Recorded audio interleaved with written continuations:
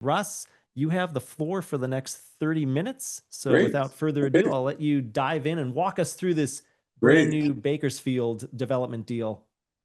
Talk about my favorite subject, self-storage. Well, thank you everybody for attending. Um, I'd like today to talk about this project, but I'd also like to talk about our company, the self-storage industry, a quick overview of some other op zone projects. I have a few photos I'd like to show you and a few antidotes to give you, and just so you can walk away feeling like you understand the project and you understand the self-storage industry. With this first slide here, the project is located at 141 Norchester Avenue in Bakersfield. It's essentially a rectangular site. Chester Avenue is a major thoroughfare in Bakersfield, about 15,000 vehicles per day. As you'll see when we get to the site plan and the renderings, the plan is to position the building close to the front of the site and have parking and most of the loading in the rear. And we'll show you that as well. And to have a large pylon, we can go 32 feet here, a large pylon in the front for maximum exposure of both the building and the signage. And just a word about California projects. I have done a lot of projects in California, and they're not easy to find and sometimes not easy to do either. So I'm always excited when we have a California project, and when we get more into this particular location, I think you'll understand why we like Bakersfield too. Next slide.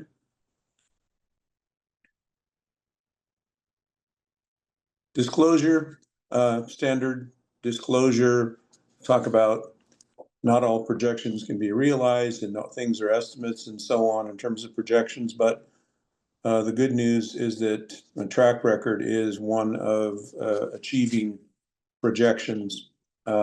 Anyway, next slide. We created Your Space America 4 years ago. I was CEO of another self-storage company, and we had had a lot of successful projects, but I felt that we sold them too soon and we left money on the table, and I didn't really want to continue doing that because it's so much work to put these all together and make them successful. So we created Your Space with the idea of holding things for a longer period of time, maximizing returns to investors, and when the time comes to sell it, we're hopefully not leaving much on the table, okay? And with opportunity zones, obviously these are a longer hold, and it increases the investment multiple, as we'll get into. But that's certainly one thing I really liked about doing op zone deals, is the opportunity to hold them longer and maximize returns for investors, in addition to the obvious tax benefits. I have spent the last 13 years in self-storage. I have spent essentially my entire adult life around commercial real estate, which is about 4 decades. About half that time on the lending side and about half on the investment side. Next slide. Our company, I think, is extremely well positioned in terms of the overall team. We have an excellent management team, a very diverse management team. We have a well-trained acquisitions and underwriting team. These are actually people I've been working with for over a decade that I trained, and they all know exactly what we're looking for. They know what we're not looking for too. And within the self-storage and commercial real estate industry, I believe we're very well positioned reputationally in terms of long-term relationships. We have a reputation for following through on our commitments and having successful projects, which enables us to find a lot more projects than people might otherwise be able to do. Next slide. This next slide is really interesting, and as we go through these, you'll see why self-storage is such a popular investment, why it's a growing industry, and why it's considered probably the safest commercial real estate investment that you can make. If you look on this slide back in 1988, about 3% of people were using storage, and this is through 23, and the numbers have increased. But now It's about 12%, or about 1 in 8 people is using storage. And that number is expected to continue growing. Another interesting thing about self-storage is an area where we've had growth is not just individuals, but also businesses are using self-storage because it's a very convenient place, especially with climate control, where they can store electronic records and other business records and inventory and all those kind of things. And they can get a space that fits their needs at a reasonable cost. And if they need a larger space, then they can rent a larger unit and so forth, or they need a smaller unit. So increasingly, businesses are self-storage customers. Nowadays, about 20 to 30% of the customers are businesses. Next slide. This again points to self-storage as a growing industry. You probably all heard of Public Storage, Extra Space, U-Haul, CubeSmart. Those are the main publicly traded companies. But a majority of the facilities out there are privately owned, which we think creates a lot of potential investment opportunities as we grow the business further. Next slide. This is probably one of the most interesting things about self-storage. If you have an office building or very many other types of properties, if a tenant leaves, then you have downtime between the time the tenant leaves and a new tenant comes in. You have capital expenditures, tenant improvements, which you have to spend on the property to get it ready for the next tenant. And sometimes if a tenant leaves, let's say that tenant is 10 or 20% of the building, then you have the loss of rents while there's no tenant there as well. That's just called downtime. And so the joke in the industry really is when a self-storage unit becomes available, you need to get the broom, sweep it out. That takes about 5 minutes. And about 5 minutes later, the next tenant can move in. So that itself is one very appealing part of self-storage. You don't have any of those downtimes, tenant improvements, leasing commissions, all those kind of things with many types of commercial real estate. The other thing is low delinquency rates. Because you have such a diverse tenant roll, you can have 500 to 1,100 tenants or more in a property. So if you lose a tenant, it's really not an issue.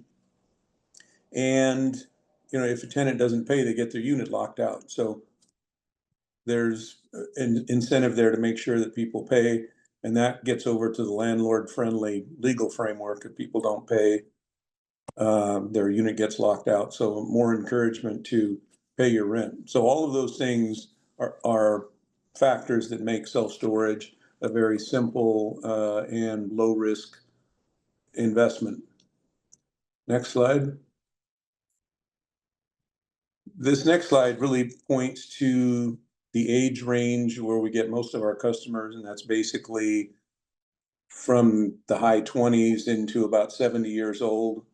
And people use storage for every imaginable reason. I mentioned business, you have college students, you have people when they're upsizing, when they're downsizing, so many uses for self-storage. In fact, during the pandemic, it was considered an essential property use. So self-storage was wide open during the pandemic. You could go to your unit and put things in, get things out, and we'll talk more about that in a few minutes. But and easier and easier to rent a unit.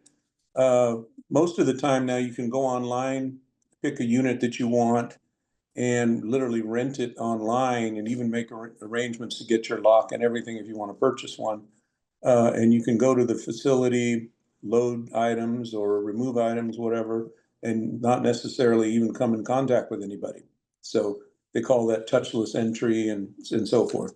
But it's another convenient thing about self-storage. Next slide. This next area is another really compelling part of self-storage investment, and that is how it has performed over the last essentially 3 decades against other types of commercial real estate. So this next slide. So basically, the chart I'm going to show you in a moment talks about the performance of the primary types of real estate: office, industrial, multifamily, hotel, and so forth, how these types of real estate have performed over a long period of time, how self-storage has performed. And so basically, the National Association of Real Estate Investment Trusts that tracks all these things for publicly traded REITs looks at the performance of REITs and all these different property types, and then every year they do an analysis. Next slide. So basically, from 1994 to 2024, which is a period of 31 years, self-storage outperformed every other main type of commercial real estate for the last 30 years. So again, a safe investment and one that also performs solidly as well. And I think the graph with self-storage being on the right in the yellow, the graph pretty well speaks for itself. Next slide. This is an interesting slide. This shows the performance essentially of various types of commercial real estate during the pandemic. And as we know, a lot of real estate had significant delinquencies during that difficult period. And this looks at the performance of the various types of real estate and their REITs and so on and so forth. And as you can see at the very top up there, what was the top performing type of real estate between the pandemic and the end of June of 2022? Well, self-storage essentially knocked it out of the park against everything else. See down there on the bottom, the hardest hit were, office, hotels, healthcare, retail. But again, it speaks to self-storage and how it performs. It was also the top performing product type during the Great Recession. Very low delinquency. So you had during that period, basically 2008 through 2010, when so many types of real estate were affected, self-storage was hardly affected at all. Again, the lowest delinquency rate of anything. Next slide. This next slide again covers the subject of delinquency rates. And obviously delinquency is caused by an owner not having sufficient cash flow to make the payment. So if they have sufficient cash flow to make the payment, then they're probably not going to be delinquent. So this blue line essentially, as you can see from the dates here, from the beginning of the pandemic through like mid 2022, shows you delinquency rates, and that's overall commercial real estate. Okay. Down at the bottom here in green, you see self-storage. The only other type of commercial real estate that was similar was mobile home parks, also very low risk. But self-storage was the lowest. So as all these other types of real estate were having difficulties during this period, you can see how self-storage performed. So if you owned a self-storage property during that period, you probably weren't experiencing any of the issues that other people were experiencing. Next slide. This one and the next one I always find very interesting. We update it once a year. And this shows you the largest shareholders of Public Storage and Extra Space. This first slide is Public Storage, and which is the largest self-storage REIT in the world. They have about 3,400 properties in the United States and Europe. And you look at the names of these investors, several of them have multi-billion-dollar stock positions. These top 10 investors with both companies own about half the stock. But you don't see companies like Vanguard, BlackRock, State Street, T. Rowe Price, Cohen and Steers, and all these other institutional investors holding large positions in self-storage because it's not a good investment. They see it as a very safe investment, and that's why they have large positions in self-storage. Next slide. It's another one. This is Extra Space, which is the second largest self-storage REIT in the world. They have over 2,000 properties. But again, you look at the names here, Vanguard, BlackRock, some of the State Street, some of the largest investors in the world, many of whom have multi-billion-dollar positions. But again, it's a safety investment, essentially, putting money in something that's safe, that pays a regular dividend that you don't have to worry about. Next slide. This next slide is a project. I just wanted to take a moment and show you one that's going to be completed in December, one that we did in Las Vegas in an opportunity zone. We currently have 4 projects underway. This one is going to open next month. Just since we started this project about a year ago, a number of people who own real estate in the area, essentially this project provided the impetus for them to want to develop in the area. So there's a lot of new developments that are starting. So that's a good thing, and it's a good thing for the area. And it speaks volumes about opportunity zone investments and why they're good, not just for the people who invest in them, but for the community as well, which is why they were created. Next slide.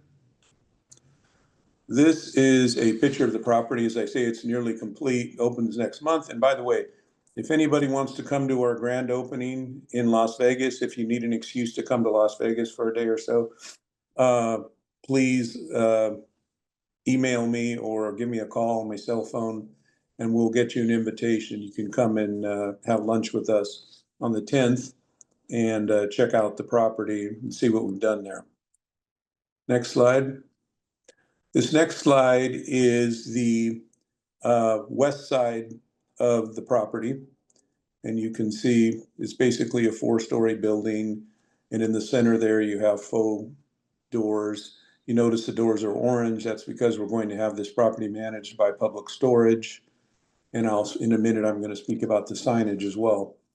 But I think it's going to be a beautiful project. It will be, I believe, the premier self-storage property in the market. I promised the city council when they approved it that we were going to have the nicest self-storage facility in Las Vegas, and I think we're going to fulfill that promise. Let's see, next slide.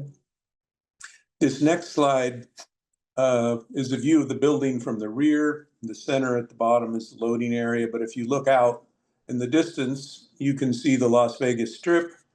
And so the location of this property, if you look to the left, is Interstate 15 with almost 175,000 vehicles per day. So you can see this building very easily from the interstate.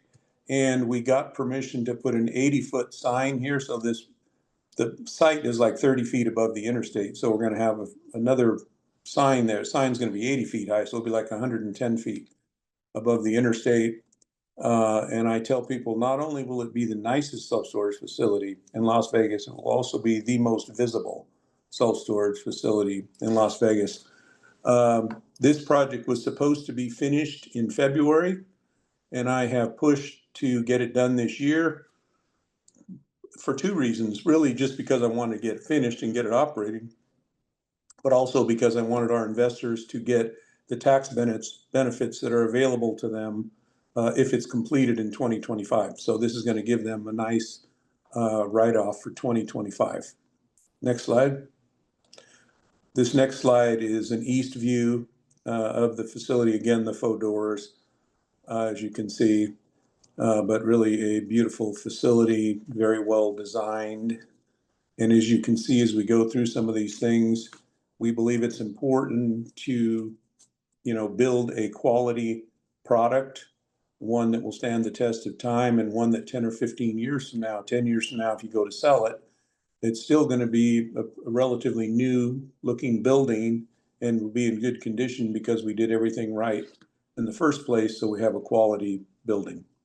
We're also doing a project in Arizona in the Phoenix market. And there's been tremendous growth in downtown Phoenix where the property is located. And that's going to be finished about mid-2026. But that one's coming along right on schedule. So this project is actually ahead of schedule. And we'll get to that a little bit more and why that's possible. Okay, next slide. This next slide will get into the Bakersfield project and why I think it's a great investment and why it's a great opportunity. Next slide. As you can see from the elevations here, another building's with a very attractive design, very nice landscaping.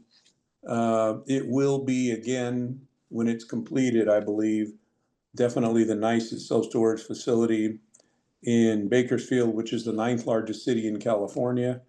So with a population approaching 500,000 people and growing. So with a need for climate controlled storage. So again, having the nicest facility in the market gives you some advantages. Next slide.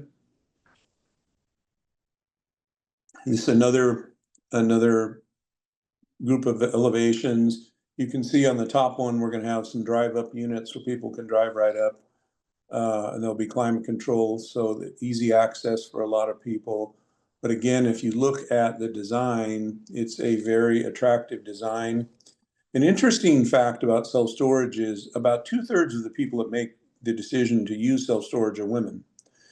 And increasingly, they want a facility that's in a good location, that's easy to access, that's a quality facility, that's safe and secure. And these properties that we build check all those boxes.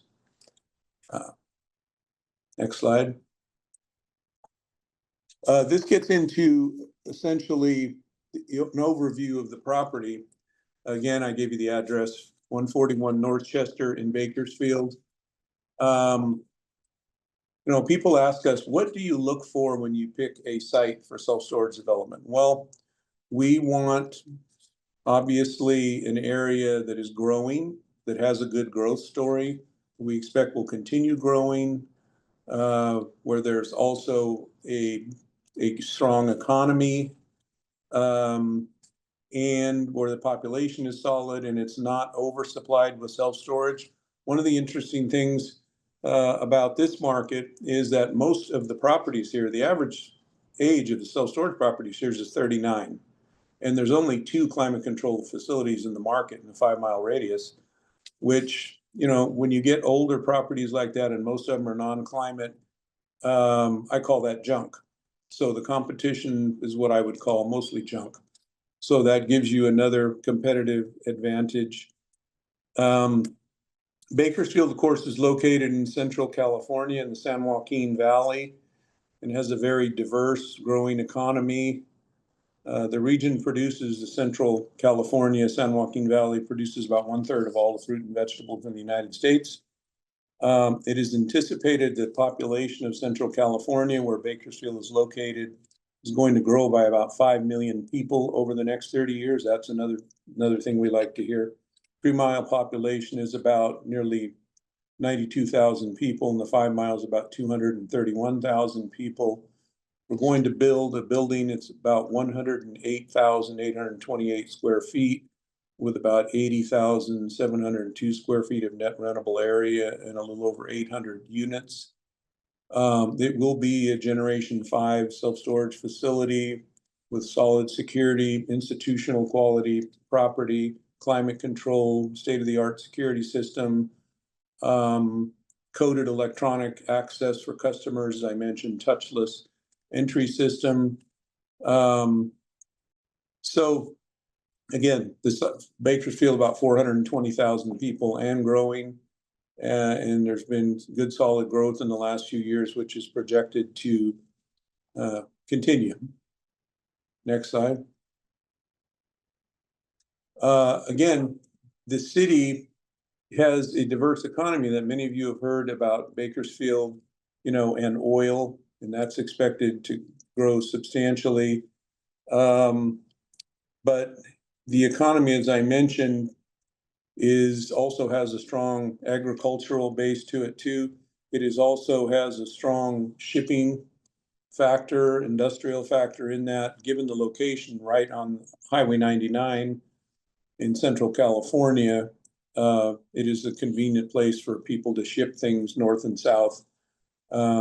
So just a lot of good things, I think, happening in the Bakersfield market. And in terms of climate control self-storage, we'll touch again on in a minute, it is considered one of the 10 warmest climates in the United States, 10 warmest cities. And again, the reason why you would want climate control self-storage, and given that there's so little in the market, the reason why this property should do extremely well. Next slide. Essentially, the project economics, total project cost about $16.23 million.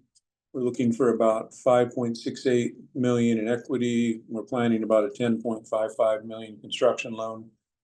The projected internal rate of return over the 10-year hold period is about 22.8%, with an investor equity multiple of about 6.78%, which is very solid. And if you look at other types of investments, when you factor in the safety of self-storage, the returns, and you put all those things together, it's just hard to beat it. Next slide. A few more things about the Bakersfield market I'd like to touch on. I mentioned the strong growth that's going on, that's gone on, is continuing to go on, which will drive demand for self-storage. The rent rises in the area, increases in rent in the area have been solid and have outpaced the national average. Occupancy rates over 90%. As I mentioned, given the age of the properties, and with introducing a new property to the market, climate control property, this is really an underserved market in terms of the quality of competition and the potential for this property to do well. A lot of infrastructure work in the Bakersfield area, which again make it a compelling area to invest, which we mentioned here is expected to boost property values and attract new residents. Diversity and affordability. There are a lot of people that find the coastal areas of California increasingly too expensive, and Bakersfield is a great alternative to that, in that you have less expensive housing. A lot of people who work in major areas but live in places like Bakersfield. Also, technology for a new facility like we're doing, having a state-of-the-art facility where you can do the touchless entry, easy to access, and all of that, I think gives us an advantage. And as I mentioned, the climate, Bakersfield being one of the 10 warmest cities in the United States, if there was ever a reason, it's like building self-storage in Las Vegas, it gets very warm. So you have areas, and also around the property I showed you too, that there's just very limited climate control, and if it's 115 degrees outside and you have an outdoor drive-up type of unit, it's probably going to be about 135 degrees inside the unit. So there are a lot of things you probably wouldn't want to put in there. Whereas with climate control, there's a lot of things that you can store safely and not have to worry about them. Valuables, all kinds of things, from business records to everything you can think of. Next slide. This next slide basically talks about the age of facilities in the market. And 39 years old, of all the things that we see, in projects that we do all over, 39 years old is pretty old competition. And the fact there's only 2 climate controls, again, makes this, I think, a compelling investment. They also get pretty solid rents here in the non-climate control spaces, which I think tells you that we'll do very well with this property as a climate control facility and having the nicest facility in the market. Next slide. This gives you some more information about median household income rates. And I think all of that speaks well to the market, the opportunity. Next slide. Again, just covering the site data, the 1.7 acre site, 108,000 square foot facility. I think it well designed. Next slide. This is the site plan for the project. And as I mentioned, Chester Avenue is the main street out front here, and the building is positioned essentially close to the street. So for maximum exposure, as I mentioned, the signage out there, 3-story building. So essentially people will be able to pull in, and you see on the right there will be a loading area, and as you go around towards the back, you have parking and loading. So it should be very convenient to to park and load, basically, no matter whether you're on the side or the rear or whatever. Shouldn't be a long walking distance wherever you are. But I think a good layout for the building on the site. Next slide. Essentially a map, the layout of the property. Highway 99 on the left there, that's the major highway through Central California. So it's close to that. It's close to other highways, 58 as well. And as we'll see in a minute, there's a lot of other diverse uses in the area. So not only are you on a major thoroughfare, but there's pretty easy access to the highways around there. There's a lot of businesses and other uses and residential and everything else in the area. Okay, next slide.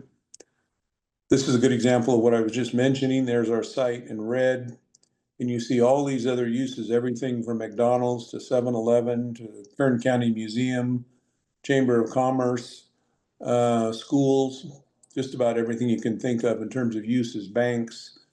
So retail, residential, parks. So, very well located, sort of right in the center of things. So, and all of these uses are within a 5-mile radius. So all of this residential you see around here in these businesses are all potential customers. And so having the nicest self-storage facility in the market, which I think it'll be known that way, with all these potential customers around, I think is going to bode well for this project. Next slide. I'd like to take a few minutes on this subject because I think it's very important. I speak to a lot of investors and they will tell me, we probably over communicate, okay? And I decided a long time ago, during the Great Recession, that if you over communicate, then investors don't worry about things because they know exactly what's happening, okay? So when you know exactly what's happening, your anxiety level goes down pretty considerably, right? So we do a few things that we think make the process very simple and relatively foolproof. Number one, we use probably the top contractor in the United States. And if we had 2 or 3 hours, we could fill that time up talking about why it's important to have a good contractor. Arco Murray is probably the largest in the United States in self-storage. I think they're the 3rd largest in the United States in terms of overall volume. They do about $4 billion a year. I've been working with them for about 8 years and literally never had a negative experience with them. I mentioned the project in Las Vegas is going to be completed ahead of schedule. I mentioned one in Phoenix, that will be ahead of schedule. We have another one in Houston, will be ahead of schedule. And I fully anticipate that this Bakersfield project, once it gets underway, is going to be completed ahead of schedule. So again, the importance of using a top contractor. I can't overstate that. Weekly construction reporting. As I mentioned, I have a lot of people that tell me I invested in this deal and I don't really know what's going on. Well, you will never have that problem with us. So we send out, this is a proprietary system we developed. We send out a weekly report to investors who want the report. And it basically is very detailed. It tells everything that's going on the project, even what the weather is predicted to be each day for the next week. We send that out once a week. And so somebody that reads that will completely understand what's going on at the project. The cluster system. That is the system we've been using for a long time. Basically, the superintendent at the project takes photos of construction progress every day and posts them online on the cluster system. So if you're at home at night, relaxing, and you want to see what's going on at the project, you simply log in to Cluster and you can look at the photos and see exactly what's happening. If you're on vacation in Europe and you're wondering what's happening with your project, you can get your weekly report. You can go on Cluster, you know everything that's happening. We have found, some people have told us we have world-class reporting. Some people think we overdo it a little. But I would rather, as I say, and I've learned this, I would rather over communicate than not communicate sufficiently. Okay. So we think that's very important for everybody to know exactly what's going on. Anyway, this next slide, of course, is the conclusion of the presentation, but I'd just like to say, I think we have a breakout, but if you notice on this last slide, it has, my name, my phone number, my email. I tell people, I have investors that call me Sunday night. I have investors that call me at 6 o'clock in the morning. I tell people to call me anytime. I'm always anxious to talk to my partners. So we like to think everyone on the team is very accessible. You probably will never have a problem getting a hold of us. So there's my information. If anybody wants to contact me, there it is. And I guess we're going to go to a breakout here very shortly. So with that, I will turn it back to Jimmy. That's right, Russ. Thank you. Great presentation. We're actually a couple minutes over our allotted time right now, so I'm gonna cut you loose here and just direct people to head over to that breakout session right now. We're gonna split. Can you send me the link to that just so I make sure I have it? Thank you. Yeah, I've just put it into the chat, and I'm gonna email it to you right now as well, Russ. Thank you, Russ, for your presentation today. Great presentation from Russ.